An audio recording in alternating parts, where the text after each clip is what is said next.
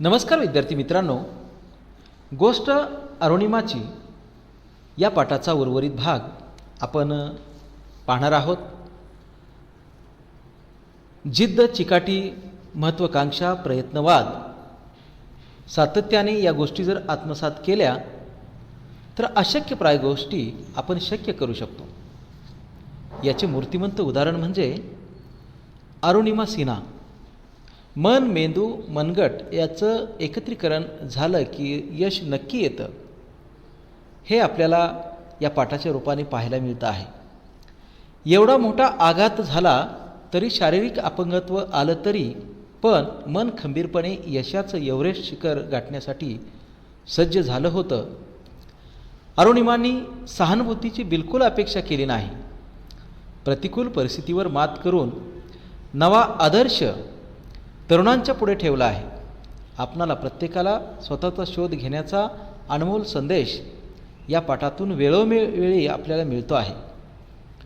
ज्यावेळेस Everest sir करण्याची इच्छा बोलून दाखवली त्यावेळेस लोकांनी वेड्यात काढलं, टोकाच्या प्रतिक्रिया आल्या.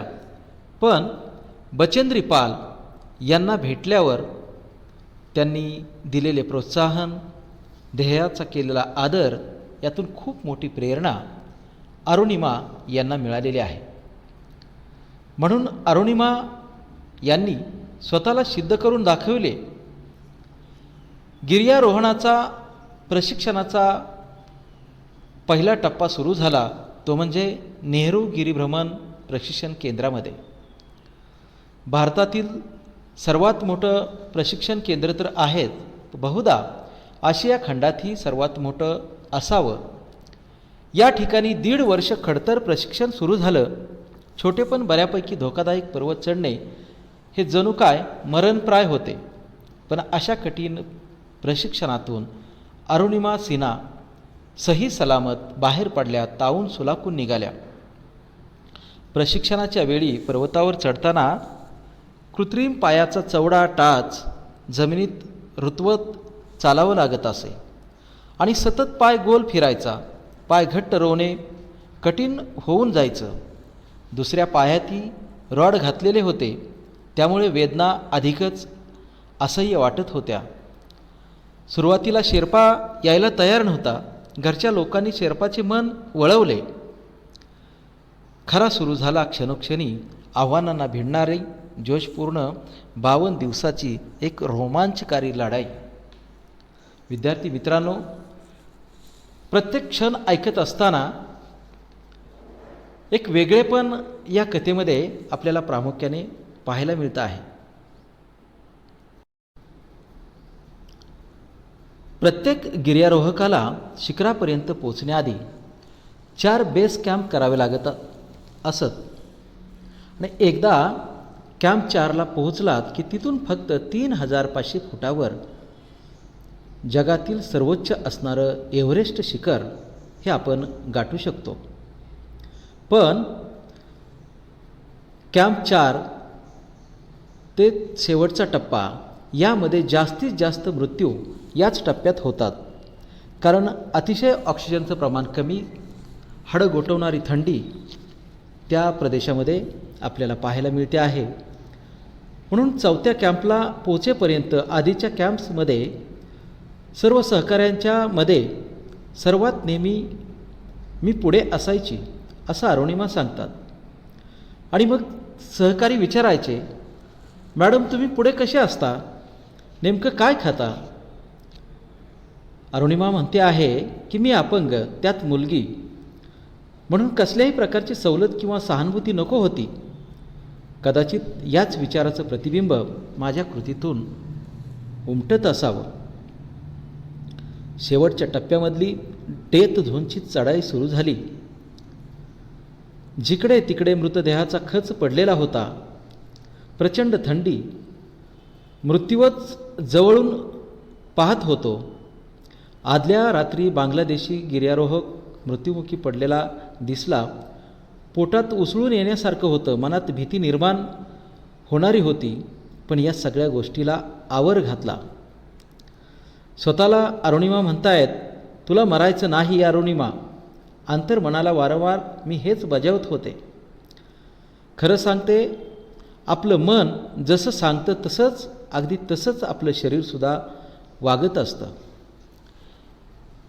21 मे 2013ला चढाईचा अगदी शेवटचा टप्पा आला.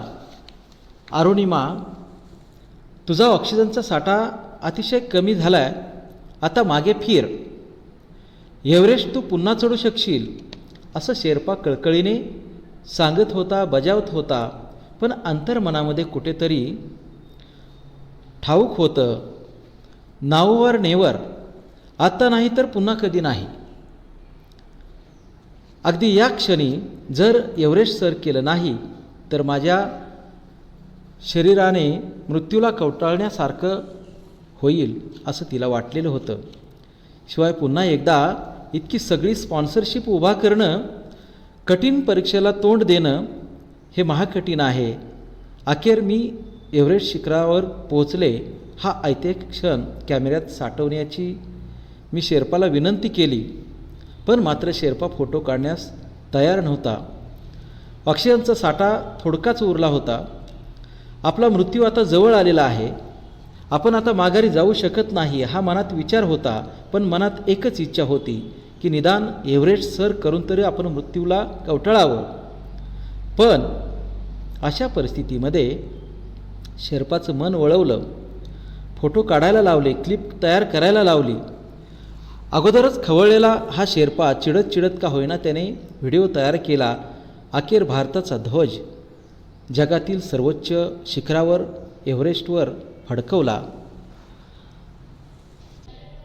जेमतेम 40-50 पावलावरच ऑक्सिजनचा साठा संपला असं अरुणिमा आपल्याला सांगते आहे. आणि सांगत असताना ते म्हणतात, लक, भाग्य, किस्मत, डेस्टिनी असल्या भाकड शब्दांना मी बिलकुल मानत नाही. पण फॉर्च्यून फेवर्स द ब्रेव्स या उक्तीप्रमाणे प्रयत्नशील आहे त्याला भाग्य नेहमी साथ देते, यावर मात्र पूर्णपणे विश्वास आहे. याचं कारण असं होतं की ऑक्सिजन संपल्यानंतर जेव्हा गुदमरू लागले, श्वास घेण्याचा प्रयत्न करू लागले, त्याच वेळेस नेमकं एका ब्रिटिश माणसाने ओझे होते म्हणून फेकून दिलेला जास्तीचा ऑक्सिजन सिलेंडर त्या ठिकाणी दिसला. शेर्पाने पटकन उचलून आणला, अडकवला आणि सावकाश डेथ झोनमधून सही सलामत खाली उतरलो. हा गगनात मावेनासा न झालेला आनंद. वर चढण्यापेक्षा खाली उतरताना मृत्यूचं प्रमाण हे अधिकचं आहे. जागोजागी मृत्यू आपल्याला समक्ष दिसत आहेत आणि ते ओलांडत असताना मनामध्ये एक प्रकारची भीती, हृदय पिळवटून टाकणारा तो क्षण, याचाही उल्लेख अरुणिमा या ठिकाणी करता आहेत. माझा दिवस अखेर आला होता. गिर्यारोहकाच्या चढाईच्या टप्प्यातले एक महत्त्वाचे शिखर, जे जगातील सर्वात उंच शिखर आहे असे एव्हरेस्ट शिखर मी सर केले होते. केवळ जिद्द, चिकाटी, महत्त्वाकांक्षा आणि प्रयत्नवाद हे साथीला होते आणि म्हणून हे सर्व शक्य झालेलं होतं. गिर्यारोहणाने खूप काही महत्त्वाचे धडे दिले. माझ्यामधला आत्मविश्वास जागवला. नेतृत्व, गटबांधणी यांचे धडे तर मिळालेच, पण एक पोलादी कणखरपणा आपल्यात निर्माण आपण करू शकतो हे यातून सांगण्याचा प्रयत्न केलेला आहे. विद्यार्थी मित्रांनो, आपण आयुष्यात काय मिळवतो हे महत्त्वाचं नाही, तर ही कमाई आपल्याला अधिक चांगली व्यक्ती कशी बनवते हे अतिशय महत्त्वाचं वाटतं. आपण इतरांशी कसे वागतो यावर आपण एक उत्तम व्यक्ती आहोत की नाही हे ठरत असतं. म्हणून तुमच्यासारख्या वयोगटातल्या मुलांमुलींसाठी अरुणिमा सांगतात की ध्येय साध्य करताना प्रयत्न निष्फळ ठरणे म्हणजे अपयश नसतं, तर जेव्हा ध्येयच कमकुवत असतं तेव्हा त्याला अपयश म्हटलं जातं. म्हणून आपण प्रत्येकाने स्वतःचा शोध घ्या. आपल्यातील अरुणिमा शोधण्याचा प्रयत्न करा. तुझं आहे तुझं पाशी परी जागा चुकलाशी अशी अवस्था आपली होत असते. आपण कारण नसताना इतरत्र शोधण्याचा प्रयत्न करतो, पण आपल्यामधलं सामर्थ्य, आपल्यामधली शक्ती हे आपण आजमावण्याचा प्रयत्न केला पाहिजे. एक अतिशय साहसी पाठ आपण या ठिकाणी पाहिलेला आहे की ज्यातून आपल्या मनामध्ये जिद्द, चिकाटी, उर्मी निश्चितपणे येईल. प्रयत्न करत राहिला तर कोणतंही ध्येय आपण सहजपणे साध्य करू शकतो. हे पाठाच्या रूपाने आपण पाहिलेलं आहे. एक आदर्श वस्तुपाठ म्हणजे अरुणिमा सिन्हा आहे हे आपण लक्षात घेतलेलं असेल.